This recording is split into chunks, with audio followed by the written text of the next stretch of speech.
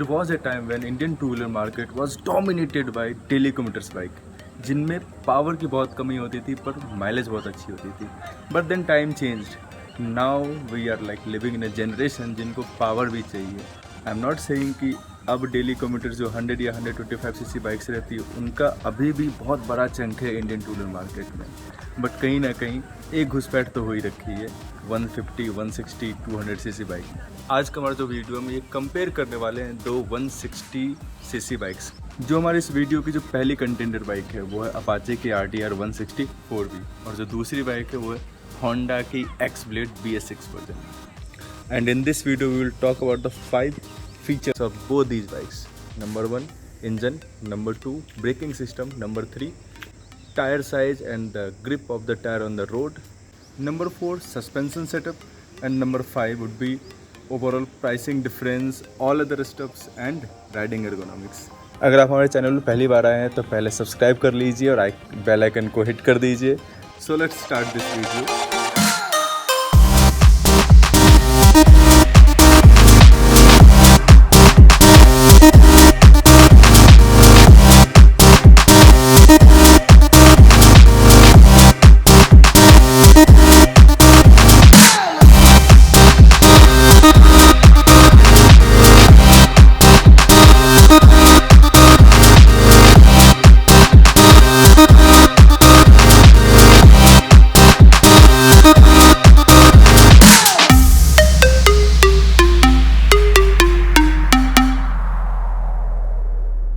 So as far as designing and looks are concerned हम उस पर ध्यान नहीं देंगे.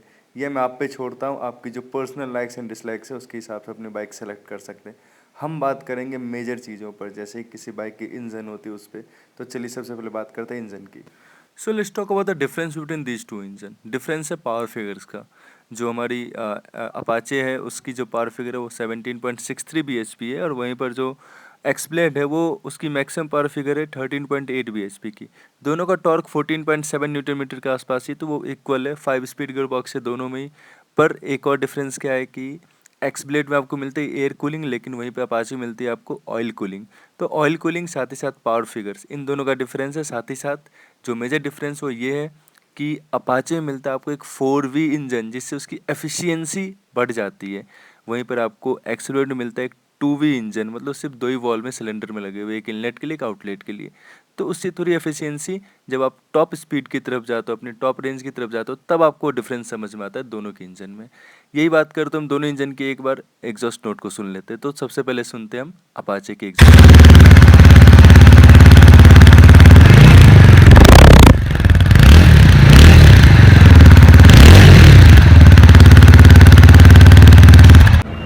And now let's hear X-Blade.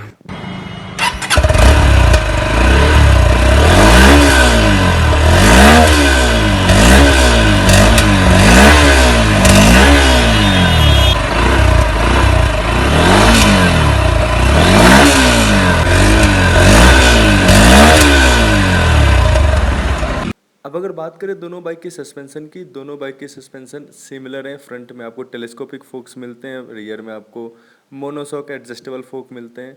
और साथ ही साथ दोनों ही के सस्पेंशन में फ्रंट में आपको फोक प्रोटेक्टर मिलता है. अपाचे और X-Blade दोनों में ही आपको मिलता है.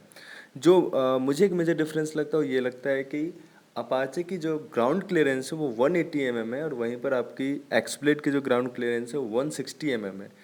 और सिंस दोनों का जो सस्पेंशन का जो फीडबैक है वो सिमिलर है, तो अगर आप अपाचे पर अगर ज़्यादा लोड भी डालते हैं तो वो नीचे ग्राउंड क्लियरेंस ज़्यादा होने की वजह से अंडर बेली के टकराने का चांस नहीं है. वहीं पर X-Blade का क्योंकि ग्राउंड क्लियरेंस कम है तो वो शायद ज़्यादा लोड डालने पे थोड़ा बहुत प्रॉब्लम कर सकता है. But Apache is 3 kg heavier than X-Blade.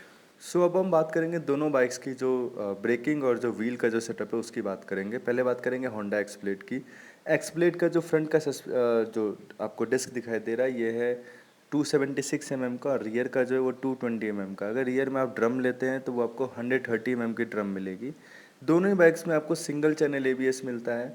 अगर हम बात करें अपाचे की तो फ्रंट में आपको 270 mm का इसमें मिलेगा डिस्क और साथ ही साथ रियर में आपको 220 mm का आपको मिलेगा डिस्क, और अगर आप ड्रम वेरिएंट लेते हैं तो वहाँ पर आपको 130 mm का ड्रम वेरिएंट मिलेगा। जो डिफरेंस है वो डिफरेंस है कैलिपर्स का। होंडा एक्सब्लेड में आपको निस्सन के कैलिपर मिलते हैं, वहीं पर अगर हम अपाचे की बात करें तो उस पर कोई ब्रांडिंग नहीं की गई है। अब अगर हम दोनों बाइक्स की व्हील की जो साइज़ है उसकी बात करें तो आपको TVS में मिलता है 90/90 सेक्शन के फ्रंट टायर और साथ ही साथ 110/80 सेक्शन के रियर टायर। दोनों ही की व्हील साइज 17 इंच है।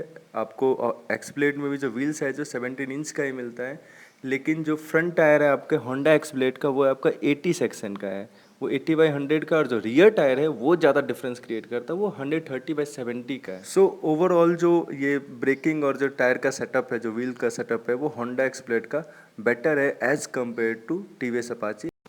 सो अब आगे बढ़ते हैं और हम चेक कर लेते हैं दोनों की जो इलेक्ट्रिकल पार्ट है उनकी बात कर लेते हैं। चाहे वो एक्सब्लेड हो चाहे या फिर आपके अपाचे हो, दोनों में आपको हेडलैम्प और जो टेल लाइट है दोनों में आपको LED सेटअप मिलता है।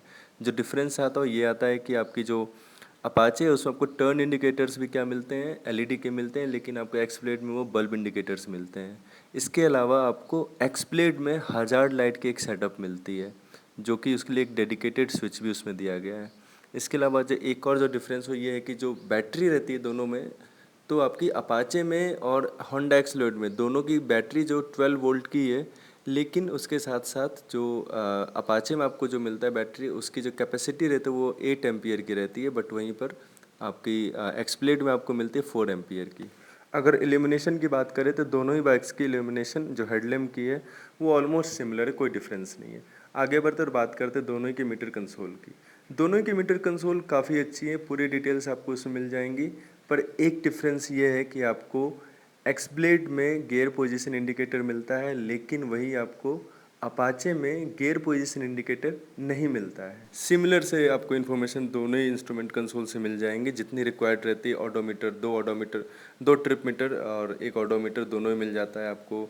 इंजन माल फंक्शन का स्विच जो इंडिकेटर मिल जाता है। बाकी जितनी इन्फॉर्मेशन है दोनों ही दोनों ही सेटअप हैं आपके इंस्ट्रूमेंट कंसोल की सिमिलर है बिल्कुल, उसमें कोई डिफरेंस नहीं। बस गियर पोजीशन इंडिकेटर आपको एक्सब्लेड में मिलता है, वो आपको TVS अपाचे 160 में नहीं मिलेगा। बट यस, आपको TVS अपाचे के इंस्ट्रूमेंट कंसोल में हाई स्पीड जो आपने गेन की है वो आपको दिखाई देगा वहाँ पर, और साथ ही साथ RPM शिफ्ट के लिए भी एक लाइट है वो आपको अपाचे की इंस्ट्रूमेंट कंसोल में मिलेगा। ये दोनों ही इन्फॉर्मेशन आपको होंडा के एक्सब्लेड के इंस्ट्रूमेंट कंसोल में नहीं मिलेगा। So now time to talk about the riding ergonomics of both these bikes.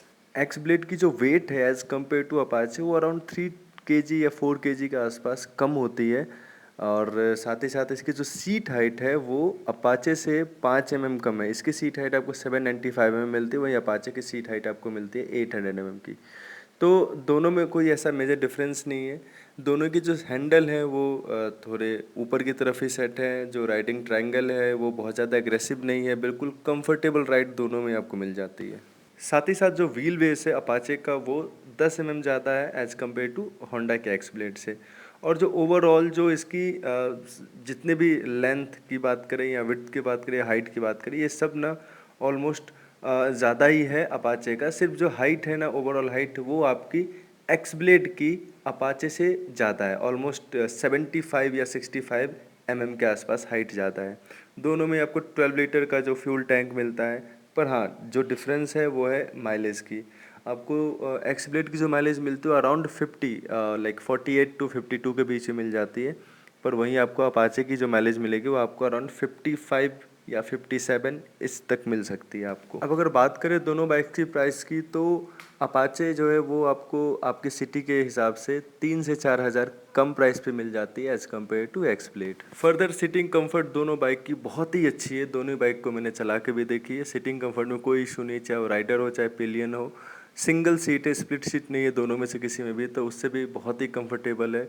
और सीट की कूजनिंग भी दोनों ही बाइक्स की अच्छी है। ओवरऑल सब कुछ अच्छा है। So till here we have discussed all the necessary details of both the bikes. Now ये अब आप पे डिपेंड करता है आप कौन सी बाइक खरीदना चाहते हैं। And do let me know in the comment section आप कौन सी बाइक खरीदना चाहते हैं। सो अगर आपको ये वीडियो इन्फॉर्मेटिव लगा है तो do like this video, subscribe to our channel, and you can share this video with your friends and family. You can also follow me on my Instagram ID, and our next comparison video will be on this Hero Xtreme 160R. Thank you for watching this video.